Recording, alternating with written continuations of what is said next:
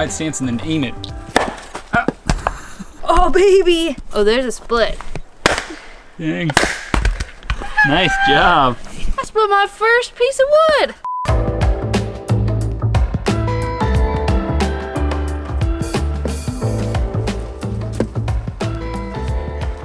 Good afternoon, adventurers. Well, hello there. So earlier today, we arrived at this amazing place called Kolarbyn Eco-lodge.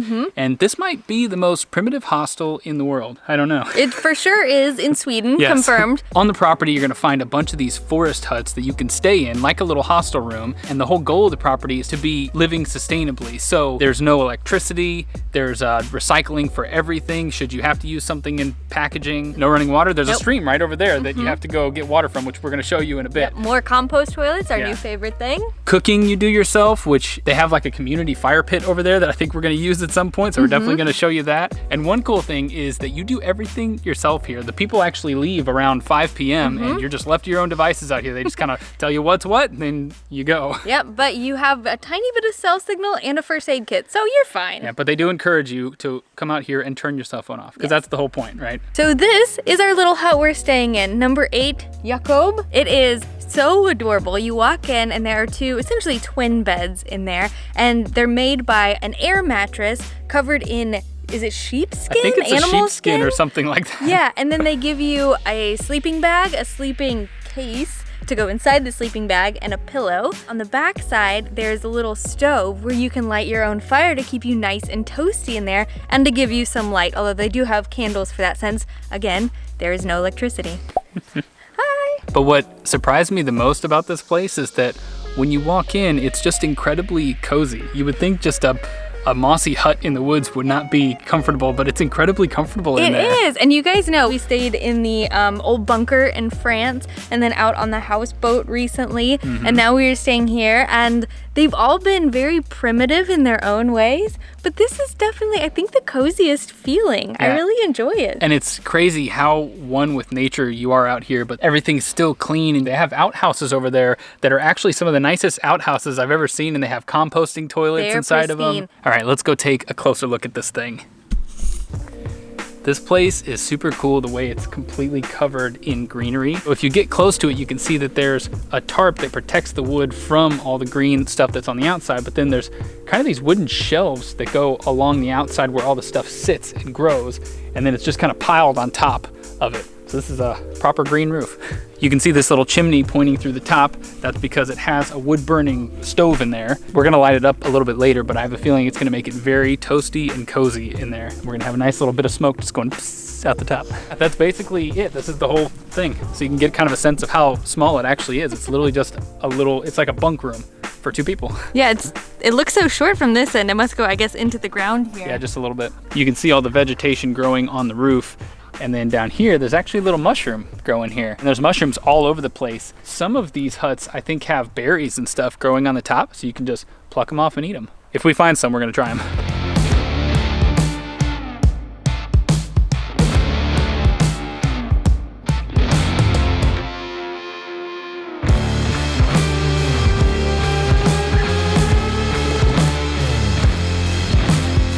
We have decided to hit up the sauna. Yes, they have a sauna.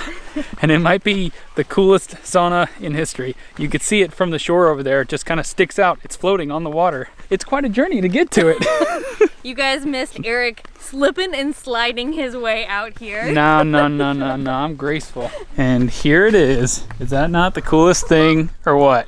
It's so cool. I cannot believe we have been up here for so long and have yet to get in a sauna. We're about to change that right now. Let's do it. It's floating. Okay, that terrified me. I thought I was going down. Whoa! Wow, this is really hard to walk on. So this is like the little waiting room for the sauna. Some of the other guests got the fire going already. Oh my God, it's so warm. Ooh. Oh, baby. Oh man, check it out. So we got a little unit here. You put the wood in there. I guess it heats the coals up and then the room gets hot. And that's that. Yeah, and then we jump in the lake and then come in here, right? Camera's all fogged up. So I think I'm gonna try to be brave enough. I'm not gonna jump in, because that's crazy. But I might scooch in. My word. Just get right on down there. It's easy. I hate it.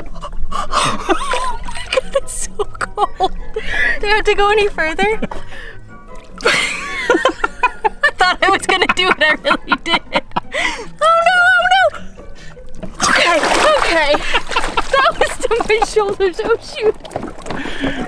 That hurt. That was painful. Leave us a comment below and tell us, do you go from the sauna to the freezing cold water, or do you do like me and don't? Yeah, or do like me and freak out when you do. All right, I think we are gonna enjoy our evening in this lovely sauna, and then we will see you guys in the morning.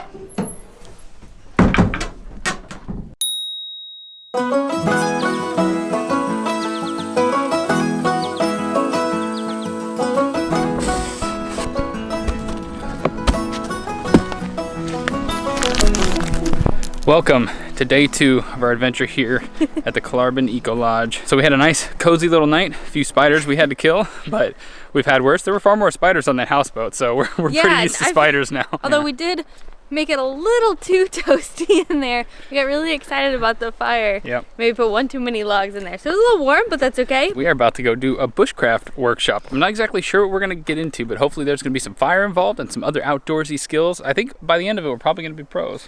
Yeah, we're gonna know how to live out here in the wilderness without any help.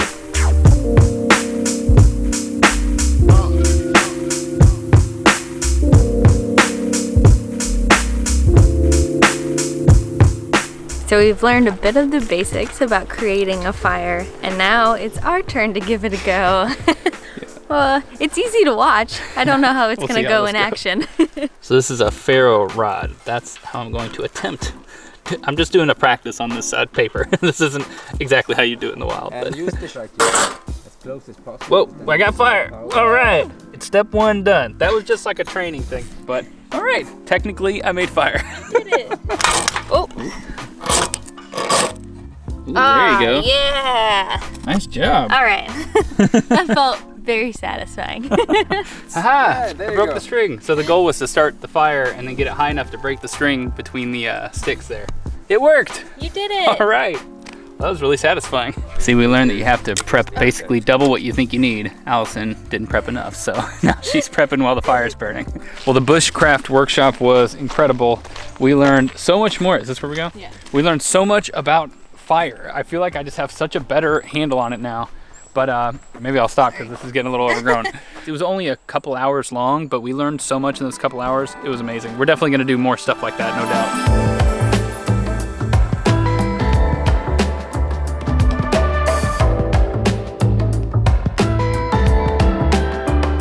This area is pretty incredible. It's just like a magical, enchanted fairyland or something like that. Magical enchanted fairy mushroom land. But now we're gonna head back to camp and just show you guys around a little bit. This is one of the cooler spots in the Eco-lodge. This is like the community sitting area. You can see everything is made out of wood. It sits around this big old fire pit. And then check this dome building out. It looks like a Viking food hall or something like that. It's only lit by candlelight, so when you go in there, it's just pitch black. It's kind of creepy. Believe it or not, there is actually a full kitchen on site, and you might be wondering how that works with no running water or electricity. Let's show you. This is the kitchen, and everything in here is shelf stable or dried so that it can be in here for a long time without going bad. As you can see, a lot of dry canned goods, jellies, jams, cereals, coffee, tea. They have fresh eggs for you, a bunch of seasoning and spices. They even have juice and milk. They also have all these beautiful containers with, look at these, all sorts of fresh vegetables. That looks delicious. Oh yeah. And guests are just welcome to this. So, fresh veggies in here. Oh my gosh, I'm really bad at, I want to go on. You son of a. As you walk through the property, you see tons of the little eco-lodges just like ours. They're arranged in a circle, so you can just walk right through it, but they don't really look like lodges. They look like little fairy dwellings or something. Yeah, like little cave homes are just so integrated into the earth. Like it's little crazy. hobbit homes, actually, Yeah. I think. We've put our bushcraft skills to work. We have a fire going here. We still don't know exactly what we're doing, but we didn't have to use any starter stuff or anything, so that's good. No, it took us a few attempts and a good maybe 30 minutes or so, but it's going strong. It's kind of going. It's pretty warm now. So we have some meats and cheeses and olives out here that we're munching on. We got a proper picnic going on. And check this out. This is Kolbulle. Is that how you say it? I believe so. But they packed this whole thing for us, and we're going to get our fire going, and then we have all the ingredients to make these. They're traditional. It's a traditional forest workers meal. They're like savory pancakes. So there's pork in there, and then it's kind of like a bun around it, but it just looks like a pancake.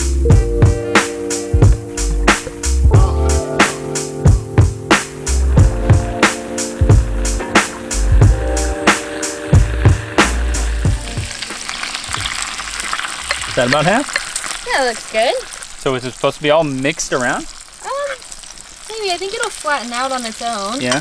In this area, back in the day, they used to create charcoal from burning wood. Our host here told us that there would have been potentially up to like 1,000 different charcoal, I think they're kind of like pits going. That is not the way anymore. There's not a need for it. But every year they still come out here and have a big festival and show the area how they would have done this back in the day. And they make this huge, kind of a hut that looks like ours and burn all this wood down until it becomes this huge pile of charcoal. But it's a big festival, so if you're in the area for it, that would be great. But that means we are making a traditional charcoal workers lunch. As you can expect, it's a super simple meal, but it would give them energy all day long. It's got the protein, it's got carbs, and it's gonna keep us going all day long.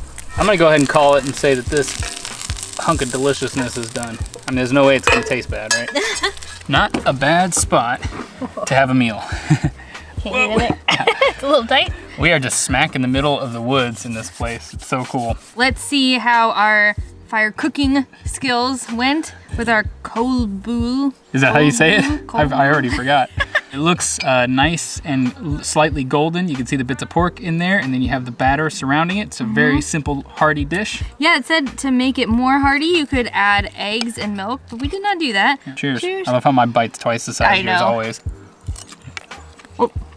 I feel like it almost tastes cheesy. It has the consistency of cheese, almost like the brie we were eating. It's dense and squishy and slightly sticky on the inside. Yeah. The bits of pork give it a nice saltiness. Let's try it with the berries, because I think that the little burst of sweetness is really gonna add to it. This. Oh man, I took it to the next level. Holy cow. Lingonberries are so good, you guys. That took it into like dessert kind of territory, don't you think? It made it into like a pork pancake. Yeah, wow. Welcome to the dishwashing station. So you fill a pail from this beautiful little stream over here, and then bring it right over here. Our sink. You got your bio eco-friendly soap, your little scrubbers. Soap. Got some bubbles. Yeah. Done.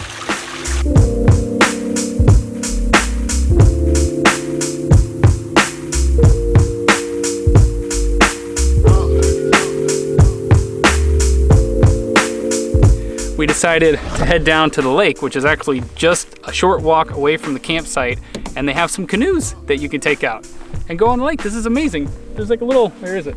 There's an island off over there. I don't know if you guys can see it or not. Can they see it? Allison's looking at the camera. Yeah. It's a little bitty. It is a beautiful day. We thought it was gonna be rainy, but it actually just ended up being awesome. It's actually not even that cold either. The water is freezing though, so we're not about to get in that.